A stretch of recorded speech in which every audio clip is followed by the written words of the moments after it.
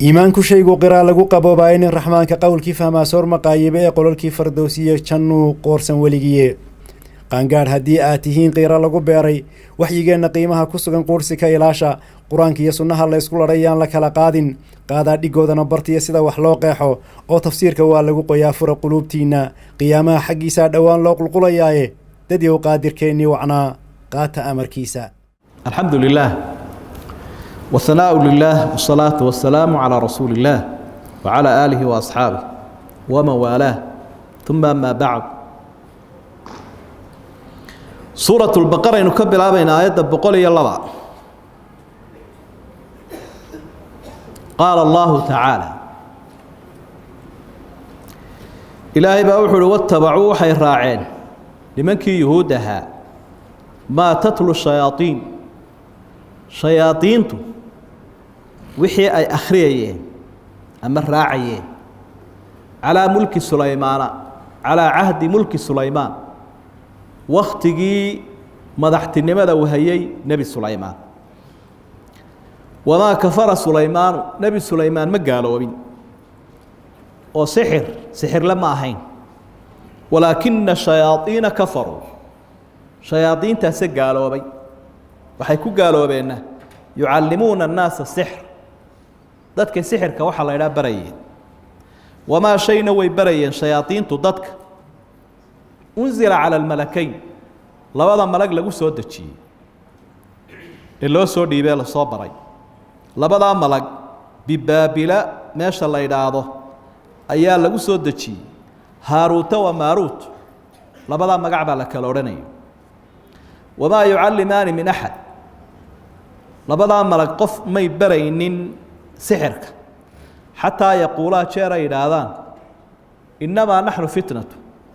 ورانو تجابي امتحانية بلايا معناها ضدك wax lagu imtixaanayaa waxaananu bidin barayna waa la idinku imtixaanayaa فلا تكفرها قالوبي digniintaasay u raacinayeen fayatacalamuuna minhuma dadku labadan malag waxay ka baranayeen maa yufariquuna bihi waxay ku kala kaxayn karaan bayna almar'i wa zawji ninka iyo xaaskiisa wamaa hum dadku ma yahaanin sixirlayaasha sixirkaa ku dhaqmaa ma yahaanin bidaarina bihi sixirkaa kuwa ku dhibaya min axadin qofnaba ilaa biidni illaah إلهي وقدره وقلاده مويان ويتعلمون وحي ددك برانيين سحر ليا ددك سحر كاستعمال ما يضرهم وحدي بيو ولا ينفعهم أن ديف بلهين ولقد علموا دبن ما وحي أقادين هو سحر كاستعماله لما نشتراه قفك بدل قاتئ دين تكتغى سحر بدل قاتئ ما له إن أنا أصقنان في الآخرة آخرين أنا كلها من خلاق وحنصيبة تا كتبت كهلا نهر وهيين ولا بيس ما شيء آذف والحما ذي بلهين شروا به أنفسهم نفتوا ذا أو يبسدين أو بدل قاتين لو كانوا يعلمون هتي قرنيان سحر عدة بدل قاضتي عدة سوليدت هتي قرنيان ويسكدين لهاين ولو أنهم هديدت كاسحر كبرت آمنوا إلهي الرمين لهاين واتقوا إلهي كعبسا لهاين ويعبسي يبان كبدل لهاين كل رقم لهاين لمثوبة أضال المرين عند الله لمثوبة من عند الله أضال المرين إلهي أكتي سكتمد وأوصين لها خير ونكسنان له وإيمانك يا لك عبسي كهل لهاين لو كانوا يعلمون هدي قرنيا ويسقرون ما يعرفون labada aayadood waxay noo cadcadeynayaan cuduradii ku dhacay yahuuda iyo dhaqamadoodii xumaa dhaqamadooda xun waxa kamid ahaa inay isticmaali jireen waxa la yiraahdo sixirka waxay ka tageen diintii waynaga soo aragno kitaabkii tawraad iyo kii quraanka labadaba dabaday ka tuureen waxa la isweydiinayaa haddaba nimankii maxay ku bedesheen sixir bay ku bedesheen warku waa ka nasiib darrana waxay ku dhacday dee qofka diin la'aan ku bedeshay diintii ilaahay halku ku dambeeyay waa ka ilaahay labada aayadood ku cadeeyay sababtay ku soo degeen aayadku waxay ahayd nimanka yahuudda ahi waxay maqleen nebi maxamed calayhi salaatu wasalaam oo ambiyada uu ka sheekaynaya ama kaga warramaya qur-aanka ku daray nebi sulaymaan markaasaa waxay idhaha waryaalaheen war ninka wax laga sugayo sulaymaankii sixirlahaa buu nebiyada ku daray qaar baa caynkaa yidhi aayaddanaa soo degtay aayaddani markaa waxay caddaysay nebi sulaymaan inaanu sixirla ahayn laakiin waktigii isagu madaxda ahaa waxaa sixirka la idhaahdo shayaadiintu ay dadka ku dhex baahiyeen dad badanina isticmaaleen si ilaahay uu u kala baro dadka sixirka iyo mucjisada ayuu soo dejiyey laba malag oo haaruut iyo maaruut la idhaahdo meesha ciraaq ku taalle baabil la idhaahdana uu ku soo dejiyey labadaa malag waxa ilaahay uu soo baray aqoon u lahaayeen sixirka dadkay sixirka uga digayeenay barayeen intay baraan bay uga digayeen xigmadda looga jeedaana waxay ahaydeen loo barayay sharka jacaylkiisa iyo raaciddiisa ma ahayna sharka in laga feejignaado xigmaddu taasi ahayd waayo hadalkooda aad ka garanaysa qofka way u sheegayaan waxaasi waa sixirkii mucjisana ma aha diinna ma aha annagu bariddaanu ku baraynaana waa imtixaan iska ilaaliyo ha gaaloobin waa lagu gaaloobaa waxaanu ku tusnay iska ilaali sharkana waxa iska ilaaliya ka yaqaana kii aan aqoonin in loo dhuubaabaa laga yaabaaba oo daf la siiyo sidaa daraaddeed baa nimankii fircoon wakhtigii dambe rumeeye sixirlayaasha ahaa maxay u rumeeyeen dee sixirkii bay yaqaaneen iyagu waxay arkeen markaa mucjisada nebi muuse wataa inaanay sixir ahayn khubaradii sixirka oo dhan baa isu yimi markan miyuu yahay sixirkaynu haynay noocyadiisa kala duwan maya dee haddaba waa mucjise aan rumayno laakiin dadkii fircoon uu watee kalean sixirka garaynin may rumaynin leanna uu iskaga jiray oo waxay kala garan lahaayeen mucjisada iyo sixirka waa ka cumar lahaa macaanka islaamka waxa garanaya qofka jaahiliye yaqaana diinta macaankeeda waxa garanaya sixirka iyo khuraafaadka iyo shacwadada qofka xumaantiisa yaqaana marka digniintaas ayaan labada malag qisooyin badan baa halkan ku soo aroora kutubaha tafsiirka qaarkood ay qorayaan kutubtii reer banu israa'iil laga soo qoray waxyaabo rusushana sharaf dhac ku ah malaa'igtana sharaf dhac ku ah ayaa ku qoran laakiin culimada muxaqiqiinta ahi way ka digaan sida ibnu kathiir oo kale raximahullah qisaduna waxay ku saxsan tahay mar haddaan xadiid sugan oo saxiix ah oo sharxayaa jirin in lagu daysto un intan daliilka ku soo aroortay way nagu filan tahay intan ku soo aroortay ilaahay kalaamkiisa way nagu filan intaa daahirkeeduna waa inta aynu arkayno inaanu nebi sulaymaan sixirla ahayn inaan malaa'igtu sixirlayaal ahayn malaa'igtana xigmadda loogu soo diray dadkani ay ahayd digniin ay uga digayaan sixirka intay tusaan una sheegayeen in laguba gaaloobayaba laakiin sixirlayaashii iyo nimankii kale iyo shayaadiintii isxambaarka ahaa ee wada socday ayaa waxaan walaaqayo isticmaalayo ku gaaloobay sababta malaa'igta loo soo dirayna wakhtigaa waxaabuu noqdayba sixirkii wax lagu tartamo oo dadka qaarkood mucjiso ku sheegtaanoo mucjisadii iyo sixirkii baa la kala garan waayo saasaa ilaahay u kala saaray subxaana wa tacaala qisadu saasay markaa sax ku noqonaysaa dib haddaynu ugu noqonno ereyada watabacuu way raaceen wey macnaheeduna markaa waxa weeye dadka sixirka had iyo jeer isticmaalaa waa dadka diinta ilaahay ka tegey oo laba isma qabanayaan in diinta la raacay iyo in sixir la raaco dadka sixirka caadaysta baxhiga aynu ka soo qornay waynu xusi doonaaye insha allahu waa dadka diin la-aanta ku sugan haddaad aragta ummad sixirka isticmaalaysa ama lagu dhex wadwado diintiibay ka tegeen wey sida kuwan oo kale maa tatlu shayaaiin shayaaiintiibaa akhriyaya ama raacaya labada ay noqon karta calaa mulki sulaymaan wakhtiguu nebi sulaymaan madaxda ahaa ee milkiga uu hayo nebina wuu ahaa melikna wuu ahaa boqorna wuu ahaa rasuulna wuu ahaa waa ina daawuud oo qur-aanku marar badan sida suuratu namli iyo ilaahay uu ku tilmaamay waxyaabuhuu siiyey sixirlayaashu dadka waxay ku harowsan jireen ama ku duufsanayeen waar sulaymaan laftiisuba waxaan jin iyo insiba iyo shimbiraba ay ugu hoggaansaneen waa sixirka eh dee sixirka un barta walaa kafara sulaymaan ma gaaloobin sida ay sheegeen yuhuuddan yidhi sulaymaan baa sixir la aha oo sixir dadka dee ma baraynin isagu waxay halkaa aad ku aragtay in sixirka lagu gaaloobay intaasi caddays sulaymaan ma gaaloobinoo sixir ma baran dadkana ma barayn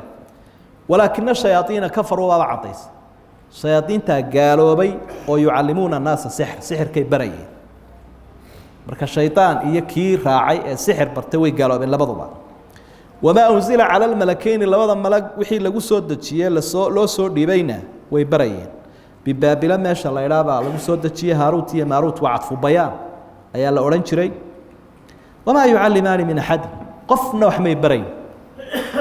layrkaa cas iyo digniintaa jeeray ogeysiyaana ku shidaan qofna wax may baraynin xataa yaquulaa inamaa naxnu fitna ilaa ay yidhahdaan war fitnaamna waxaanu kuu sheegayna inaan ku barayna waa fitno sixirkuna waa fitno siyaabo wax u fitneeya waynu arki insha allah waa lagu fitnoobaa fitnana waxa u weynta diinta kaaga dhacda kol haddaa ilaahay isa seegtaan fitno ka weyni ma jiro dadkaaga iyo dunyadaadood weydo waxaa ka daran diintooda weydo waa fitnada weyn cumar bin khadaab wuxuu leeyahay aniga fitnada waxba ima yeesho laba sababoodba ta hore weeyaane diinta igagama dhacdo meelaha kaloon ba iga dhacda ilaahay diintii wuu ilaaliyo dee fitnadu markay dadka kale ku dhacday iyo markay cumar ku dhacdana waa isku mid ee fitnadu ii goonii dee ma jirto inamaa naxnu fitna falaa takfur saasay u sheegayeen sixirku hadda xumaantuu leeyay buu markaa ilaahay u baxay qisadaa markuu xaggeeda hore saxay waa mafhuumun yanbagii aw yajibu an yusaxax aragti qaldanayd buu ilaahay toosiyey subxaana wa tacaala yuhuudduna dadka si qalada ay ugu sheegayeen shayaadiintana ay beri yeelayeen awliyada ilaahayna ay dhaliilayeen fayatacalamuuna minhumaa maa yufariquuna bihi bayna almari wa zawji sixirlayaashu waxay dadka ka baran labada malag ka baranayeen waxay ku kala kaxayn karaan nin iyo xaaski marka halkaana waxay aayaddu inoogu tilmaantay ana asixra lahu anwaacun wa aqsaam sixirkaa xumi inuu noocyo iyo qayba leeyahy aada u fara badanoo ilaa 10 nooca ma rabna inaynu sharaxnayno waxaa u banbaxno ee guud ahaantiiba waa wax dee fitna ahoo in la duuduubo la diido un mooyaane qaybihiisa waxaa ka mid a sixirka loo yaqaan sixru tafriiq oo kala geyn in iyo xaaska ayaa la kala geynaya oo labadii qof ee isjeclaa ayaa wax laga dhex samaynayaa kadibna way isnacayaan laakiin taas waa sababtii un sababtu ma hirgasho haddaanu ilaahay doonayn iyadoo sababta la yimaadeen tafriiq iyo kala geynta ayay hadday doonaysa fashilmaysa ilaahay baa taa sheegay oo waxa uu yidhi wamaa hum bidaarina bihi min axad ilaa biidn illaah manay ahaanin sixirlayaashu kuwa ku dhibaya qofka haddaanu ilaahay doonin iminka haddii hub lagu soo qaato la doono in lagugu dilo toori ama rasaas oonu ilaahay doonaynin inuu kugu dilo miyaad ku dhimanaysa kuma dhimanaysa way ku hareer maraysaa meeshii lagaaga hagaajiyey bay weydaanaysaa qaar la toogtayoo mid noole ka soo dhex kacay soomaad arag iska dhababaceeye ilaahay baan doonaya inuu dhinto nebi ambiyada ka midaba dabkii ugu weynaabaa lagu ridayoo wuu ka dhex dhaqaajiyey sababtu haddaanu ilaahay doonaynin inuu fuliyo ma socoto marka ha aaminin sixir kastoo la sameeyaa inuu hirgala inta ugu badan uu fashilmaaba fashal buu u badan yahay waxay sixirka walaa yuflixu saaxiru xayu ataa sixir le ma liibaana buu ilaahay yidhi wuxuu samaynayana kuma guulaysto isaguna guuli ka dheer aamin ilaahay subxaana wa tacaala sababtooda ilaahay baa fashilinaya wayatacalamuuna maa yaduruhum walaa yanfacuhum waxay sheegaysaa waxay baranayeen sixirlayaashu wax dhibayoon dheef lahayn culumta qaar baa nafci unu yaala cilmiga la barto qayb ka midihii waxay leedahay un faa'iido waa cilmiga samaawiga ah ee qur-aanka iyo xadiidka waa wada faa'iida oo wax khasaara iyo xunba ma leh cilmiga qayb ka midihina dhibna wuu leeyahy dheefna wuu leeyahy waa cilmiga adduunyada lagu dhaqdhaqaajiyo manaafic iyo madaarir labadaba wuu leeyahy cilmiga maadiga ah de haddaad maadi keliya barato diinta ka tagtood cibaadada ka tagta ma dhib buu ku yeeshay mise dheef waxaad u waarantay inaad xisaab iyo biology iyo physics iyo chemistry intaa liqliqdood xafido ood wax ku cununtood ku shaqaysood dadka barto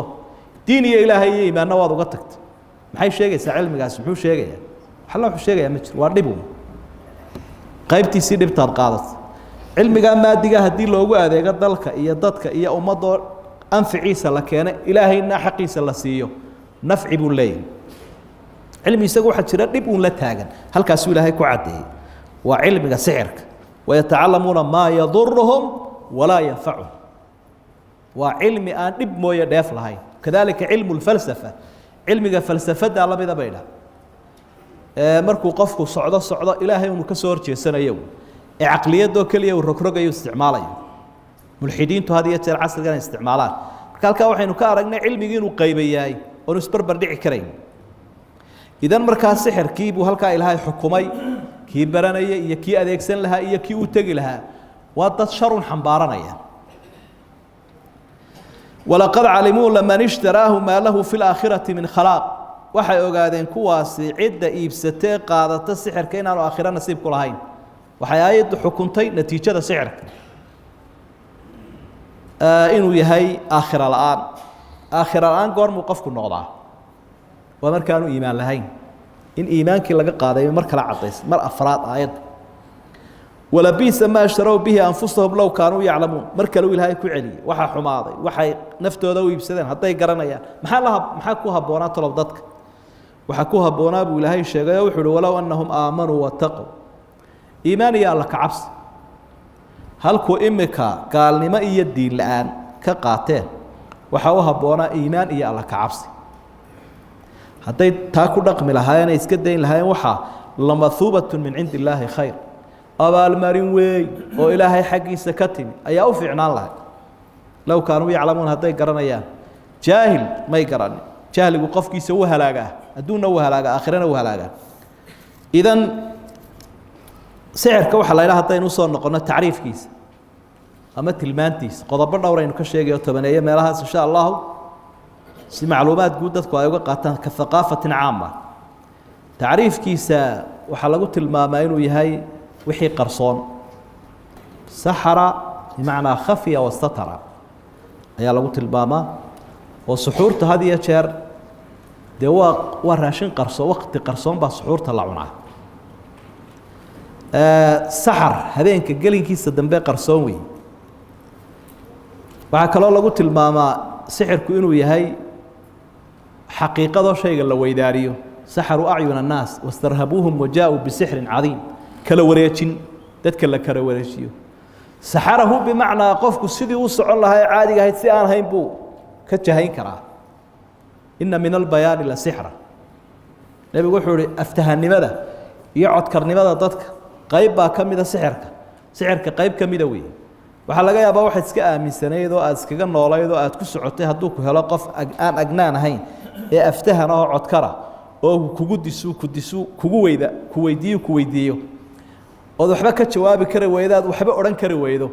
inuu ku dhaa ama wax keen ama waa yahay dheh dabeetana aad tidhaahdo waa yahay yaana sixir ahayn waa sixir weeye taasina markaa waxa weeye kala wareejintaana waa loo isticmaalaa xagga sharcigana dee maadaamuu noocyo badan yahay tacriif keliya laguma koobi kara bay dhaah oo xadda ama tacriifka had iyo jeer qolada mandiqa ka hadla waxay dhaha maa yaqtadii tasawuruhu tasawur almucarafi aw imtiyaazahu can gayri tacriifku waa inuu noqdaa maanic jaamic muddarig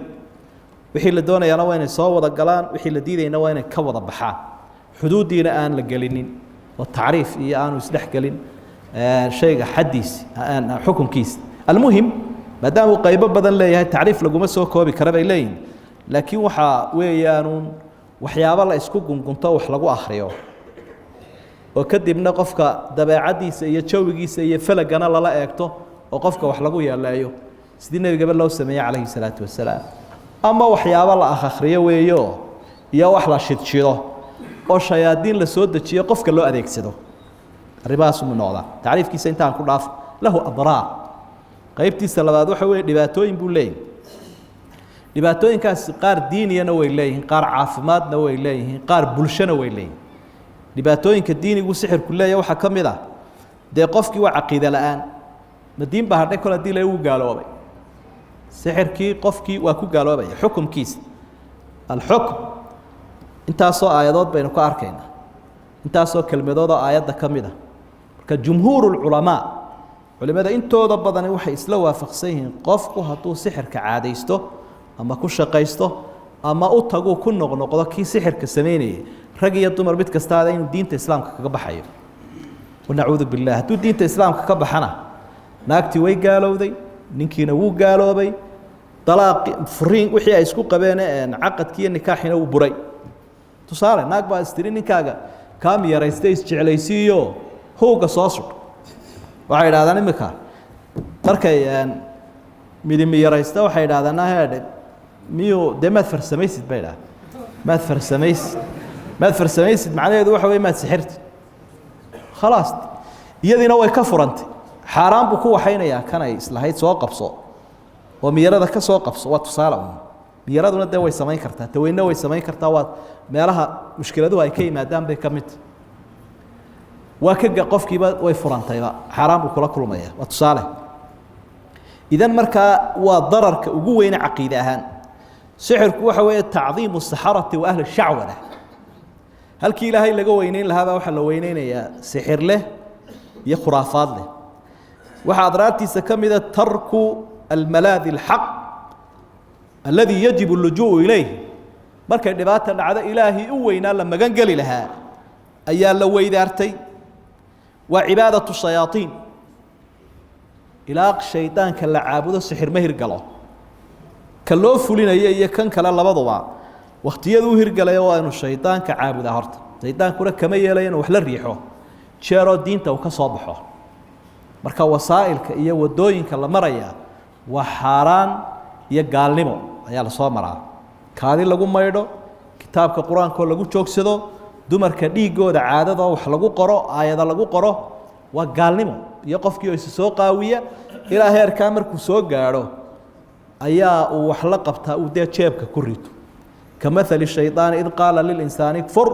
falamaa kafara qaala inii bariiءu mink ilaa heerkaa markuu la gaadho adraartiisa ama dhibaatooyinkiisa caafimaad waxaa ka mida dee kolley qofka xanuun waa soo gaadhaya jidhka ah sidii nebigaba ku dhacday calayhi salaatu wasalaam dumarka uurka lahoo kale mararka qaarkood ilmuhu ka soo dhacaya humuumta iyo qumuumta iyo qalaqa qofka nafsiyaadkiisii waxaa isbedelaya culays baa la saaraya sida aayaddu sheegtay laba qof oo isjeclaa baa lagu kala eraya laba qof oo isnabcaana waa la isku dhufanaya adraartaasoo dhan waa kuwa xagga caafimaad marar badanna waynu aragnaa qofkoo dhakhtar loo geeyo oo shaybaadh badan lagu sameeyo qalab badan la geliyo la ydhaa waxba kuma hayaan caadi baat marka waa marad ruuxiya astaamaha ay ka mid tahay mar haddii waxba la ydhaa dhakhtarku uu kuhaa waxba waan ka waayo xoliba waa caadi in cudur xagga ruuxda uu haysto oo u baahan in qur-aan iyo lagu cilaajiyo diin lagu daweeyo adraartiisa ijtimaacigaa waxaa ka mid a alcunfu اlusari wasdiyaadu shukuuk wahadmu lbuyuut guryaha waxyaabaha haddana casrigan aynu joogno ugu badana lagu dumiye wey dadka isjecel iyo dadka isku wanaagsan iyo dadka guryaha xaasileyda waxyaabaha lagu dumiye wey adraarta uu leeyahay waxaa ka mid a in bulshada dhexdeeda cadaawad laga abuuro shisheeyahana loogu nugleeyo weerarka ummadaha lagu sameeyo waxaa ka mid a ugu adagka cuquusha caqliga laga duulo dii gaaladu ay caruurteennii caqliga kaga duulaanoo qaswulfikrigii maskaxdii laga qabsado oo waxay iyagu doonayaan uu laga dhaadhiciyo marka wax la barayo qayb kalena balwadii lagu daldalo oo jaadkii iyo sigaarkii iyo badeecaddii iyo buurigii ay liqliqaan oonay caadiba ahayn maray marqaansan yihiin iyo maray xaraaraysan yihiin iyo maray qaadiraysan yihiin inay noqdaan qayb kalena sixirlayaashii laga qaban waayo ay wada qataaraan bal adigu dadkaasi siday dalka u wadayaan ay ugu noolaanayaan dowladna wadi maayaan cibaadana wadi maayaan aqoonna wadi maayaan iyaguna wada joogi maayaan waa inay helaan markaa saddexda cuduree caqliga ku duulayaba ciddii kala dagaalami lahayd allah u sakhira dadka waxaa ka mid a ihaaratu lfawaaxish waxyaabaha sinada iyo xaaraanta iyo ceebaha iyo dulmiga lagu faafiyo ayuu ka mid yahay sixirku mid baa sine ku diidaysa uu sirxayaa uu ka sinaysanaya mid baa xoolihiisii u diidaya uu sirxayaa uu ka qaadanaya sidaas waa wax badan oo dhibaato ah waxyaabaha ugu dhib badan ee bulshooyinka lagu weeraro ayaa uu ka mid yahay idan marka xalku waa maxay xalku waxa weeye ugu horeyn alwiqaaya ka hortag sida looga hortegaya waxa weeye dadka ficilkan ku kacaya inaan la eeganine dee dadku way baaba'ayaanoo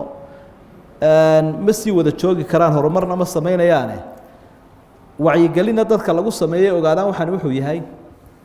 oo aanay khayr u qaadanin iyo karaamo iyo welinimo oo dadku ay ku qancaan waxaan inuu xaaraan yahay isla markaana ficilkiina uu la socdaayo maamulka meeshaa ka jira ee muslimka ahi marka magacaa la sheego la soo qabto oo dabeetana xeer ciqaabeedkii uu mutaystay la mariyo halkaa waddada qoorta loo caseeyo sidii cumar binu khadaab way sugantay qisadaas cumar binu khadaab wakhtigiisii baa loo sheegay sixirlayaaloo amar buu bixiyo wuxuu yihi uqtuluu kulla saaxirin wa saaxira sixirle kasta oo nina iyo mid kastoo naagaba dila 3 baanu dilay buu leeyahay ninka ka warramaya maalinta taasina waa mid uu ku joogsan karo taxun bay ku alla taqaana dadka iimaan laawayaasha had iyo jeer waxa kamid ah isaguna wax la yiraahdo cilaaj qofkii waxaan oo kale lagu arko inuu qofku cilaaj sax la mariyo waa musiibo weyn haddii sixir lagu sameeyo sixirle kale loo geeyo miyaanay saymo oodan ahayn sixirla ayaa wax u qabtay sixirle kalena waa loo geeyey ama isagii un baaba lagu celiyo la yidhi kafur wuu kuusii ribdhow yoomkiisa usii soconaya laaluushkiisa marka waa in cilaaj saxa cilaajka saxayna waxa weeye qur'aanka kariimka ah oo markaas qofka lagula dadaalo cid taqwo laho alla ka cabsi loo ilaahay si wanaagsan ugu baridana loo geeyo oo aqoontii iyo ammaanadii labadaba leh habka loo daweynayaana uu noqdo hab sharciga waafaqsan oo khilaafsanayn uu noqdo oo khulwadii iyo xadgudubkii iyo cawradii iyo wixii la iska ilaaliyo isla markaana qofka laftiisa caalij nafsaka binafsik la baraa qofku inuu naftiisa daweeyo oo naftiisa uu ku daweeyo oo la baraa waxaan isagaa sida adkaarta la akhristay iyo tahaaradii iyo sida loo cibaadaystay kullama qofka ugu wanaagsan loo cilaajiyo waxay mar kasta oo faralka uu aad u badiyo inuu guto sunnayaashana aad u badiyo tahaarada iyo aadaabtana aad u laasimo macsiyada iyo dembigana iska ilaaliyo salaatu leylka uu badiyo iyo soomka dikriga ilaahay adkaaru sabaaxi wal masaa cilaajkiisu uu soo degdegaya marka qofkii inuu isaguna isdaweeyo sidaa fiicanna loo daweeyo dee hadigii nabigaana inoogu filan calayhi salaatu wasalaam isaga laftiisu dee wuxuu akhriyay qul acuudiyahay qul wallahi suuratu faatixay waxyaabaha lagu daweynaya waxaa ka mid ah haddii qofka ilaahay uu ogeysiiyo ama cid kale ay ugu riyooto in isagii la soo saaro wixii xunka ahaa la kala furo oo la kala fakiyo waxyaabahaasoo dhan baa kolley cilaajka noqonaya laakiin sax maaha cid khuraafaadla in loo geeyo oo sixirlayaashii ugu bedelaysa uun inay daaqadda ka soo galaan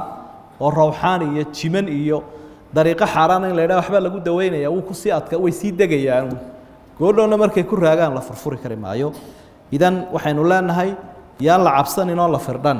laba aragtiyood baa labaduba khalada qolo tidhaahda sixir wax la yidhaha maba jiraba caqlaaniyiinta casrigan ay nool lahay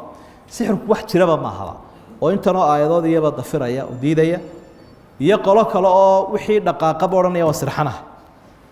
labadaa wabtaqi bayna daalika sabiilan hadduu duri ku dhaco wuxuu leeyahy wallaahi maanta waa ribdhana waa la isoo eegay kanaa sidana wax xaqiiqaa inaad hesho caalim aqoon u lehi waxaan wax kaaga sheego xaaladaadu waa iska caadi wax dhibina ma jiro kuna bushaarayso qul lan yusiibanaa ilaa maa kataba allaahu lana nagu dhici maayo waxaan ilaahay noo qorin mid muuqda khalqiga iyo mid qarsoon midna waxba kuma yeeli kara haddii aanu ilaahay kuu qadarin ilaahayna waa inaad hoos gasho iyo kalaamkiisa kariimkaa iyo ducada nabiga ka sugan calayhi salaatu wasalaam waxaanaynu ku bushaaraysanaynaa walaa yuflixu saaxiru xayu ataa dadka waxaa caadaysta iyo kuwa u sameeya guuldarrun bay u dambeeya guuldaro ayaa ku dhacda iyo iyada oo la arki doono shayaadiintu isticmaalaya inay dileen isaga iyo caruurtiisa iyo ehelkiisiiba ay kaga kawsiiyeen ay kharaabiyeen wallahu subxaanahu watacaala aclam يا منزل الآيات والفرقان بيني وبينك حرمة القرآن اشرح به صدري لمعرفة الهدى واعصم به قلبي من الشيطان